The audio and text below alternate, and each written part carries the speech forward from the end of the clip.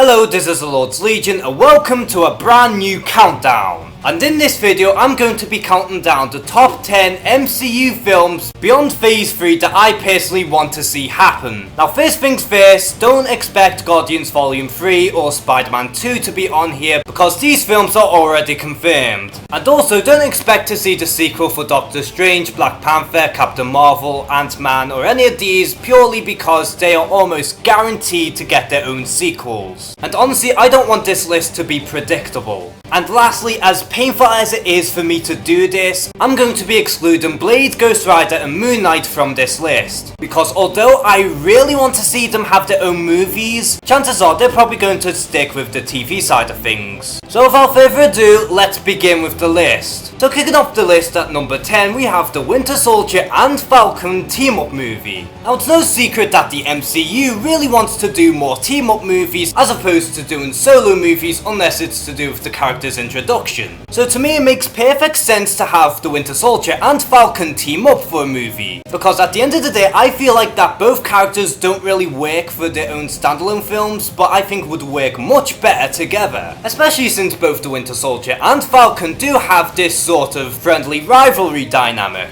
And personally I would love to see more banter between both the Winter Soldier and Falcon. Or if they really wanted to, they could do like a mini Captain America 4 in which either the Winter Soldier or Falcon have to take up the mantle of Captain America. Especially since Steve Rogers is about to leave the MCU sometime soon. So why not have the sidekicks take on the spotlight for a little while? Coming in at number 9 we have a Loki spin-off film. Loki is the MCU's most successful villain of all time, and they are fully aware of this. And since comic book films are starting to get their own spin-off films, I don't see why not have Marvel Studios jump on the bandwagon and do their own Loki film. Now the reason why Loki is low on the list is purely because it seems all the more unlikely at this point since Tom Hiddleston might leave after Thor Ragnarok or Avengers Infinity War. But what I think would make the best Loki film is to have Loki be reincarnated as a mid-teenager and trying to seek redemption while trying to avoid becoming the evil Loki. And have Tom Hiddleston come back as the spirit of evil Loki. Because at the end of the day we've seen pretty much everything to do with Loki's origin, so there's no point retelling the same origin story all over again. And we already know what the character is all about, so the best way to go is do something completely ballsy with the character. So for number 8 we have the Thunderbolts. Now yes, I'm aware that in the comics there are 2 sets of Thunderbolts, but if you ask me, I would be perfectly fine with either set of Thunderbolts. On one hand you have the original Thunderbolts, where we have a set of supervillains who are trying to do some dangerous missions in order to have some reduced sentences. So in other words, the Suicide Squad done right. Or you could go for the more modern incarnation where we have Thunderbolt Ross, aka the Red Hulk, recruiting a set of anti-heroes and essentially doing some dangerous missions where your typical Avengers team would not cross. And to me, having an idea of having a supervillain team up is always intriguing to me as there are a lot of dynamics you can play around with. And sure, the MCU will not make any rated R movies, but truth be told, the Thunderbolts don't really need an R rating. In fact, if anything, I think the Thunderbolts would work just as well if they were rated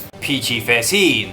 Coming in at number 7, we have Sentry. Now Sentry is one of these characters who I was never really fond of in the comics, however he does have a ton of potential when it comes down to a movie. In fact, his origin story alone is worthy of being a film, as we have a superhero who is incredibly powerful yet worshipped, but at the same time is forgotten about. But as soon as people start to remember the Sentry, it unleashes the Sentry's main villain, who is of course the Void, but it turns out that the Void is actually the Sentry's dark side. Now obviously there's more to his origin than meets the eye, but this is only just the basis of this character's origin. But even still, having this storyline incorporated into an MCU film would be something very unique. And plus, if you really wanted to, you could use the Sentry to plant the seeds for a Dark Avengers film, or maybe even an entire Siege story arc. Coming in at number 6 we have the original Guardians, or as some people may refer to them as, the Guardians 3000. Now yes, it's true that we're going to have Guardians Volume 3, and it's pretty plausible that the original Guardians will make an appearance as well. But after we do complete the original trilogy featuring the Guardians of the Galaxy that we all know and love, they should give the Guardians the exact same treatment that they do with the Avengers and switch around with some of the members. Or maybe even give the Guardians 3000 their very own franchise. Because at the end of the day, Marvel really does love to experiment on some characters. And I know little to nothing about the original Guardians, so I think this is the perfect opportunity to introduce the mainstream audience on who these characters really are. Especially if Marvel Studios want to continue on expanding the cosmic side of the MCU. So coming in at number 5 we have the Black Widow and Hawkeye team-up movie. Now yes, there are a ton of fans who want a Black Widow movie, and there are also a ton of fans who want a Hawkeye movie. But like I said with the Winter Soldier and Falcon, I don't think that either Black Widow or Hawkeye could hold their very own movies. So I feel like the best thing to do with these characters is make them have their own team-up movie, and have both Black Widow and Hawkeye unravel this mystery in relation to their origin.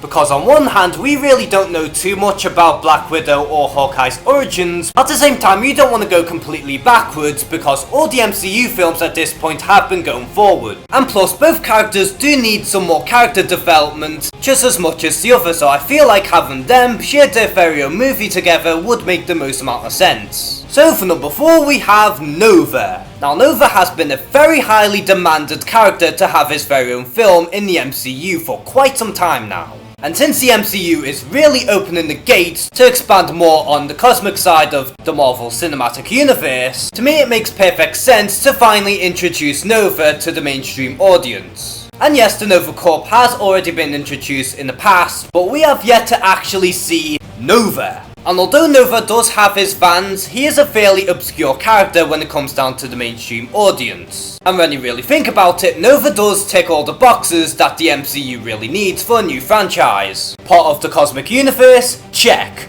Obscure character? Check. Has a very dedicated fanbase? Check. Could hold his very own franchise? Check. If you want to make a new franchise, Marvel, Nova's your guy. So for number 3 we have the Hulk solo movie, or at the very least a Hulk-centric film. Now what I mean about a Hulk-centric film is have a movie that is specifically about the Hulk, because at this point the Hulk is nothing more but a side character. And yes, Universal does have the rights to the Hulk, so I understand some of the fuckery behind the whole debacle. But at this point they should just give up and give the rights back to Marvel so that they can play around with the Hulk properly. Because the Hulk does have a very good rogues gallery. You have the Leader, or Red Hulk, or maybe Zax. Hell, the Abomination is still alive, so why not use him again? Or how about something that everyone has been dying to see for a very long time, and have a World War Hulk film? And if that's too much of a hassle, why not just link that with the next Avengers film, and have it be the Avengers World War Hulk?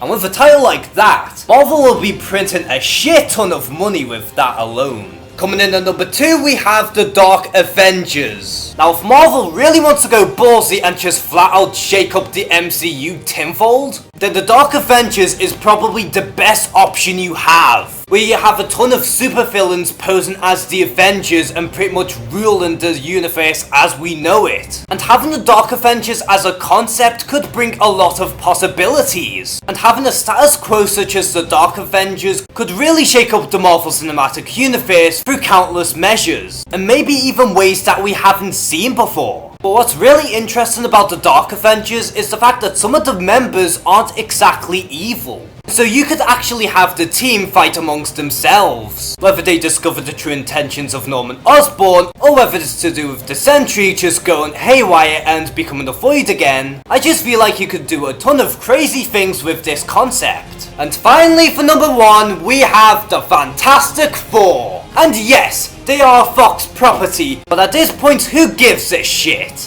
This is my list, and the Fantastic Four are my number 1. Deal with it. They're probably not going to go for another round, and Kevin Feige is even dedicated in trying to get these characters back in some way, shape or form. So never say never, folks. Never say never. But in all seriousness though, who doesn't want to see the Fantastic Four finally go home? We want to see the Fantastic Four done right. We want to see Doctor Doom done right. We want to see Galactus done right. We want to see the Silver Surfer, or maybe even Kang, or maybe even Annihilus, or maybe even the Skrulls. But at the end of the day, if you introduce the Fantastic Four to the MCU, then they could bring so much to this universe. So what films do you actually want to see from the MCU past Phase 3? Comment below and share some thoughts. And as always, thank you guys for watching this video. Please like and subscribe. Take care and have a good one.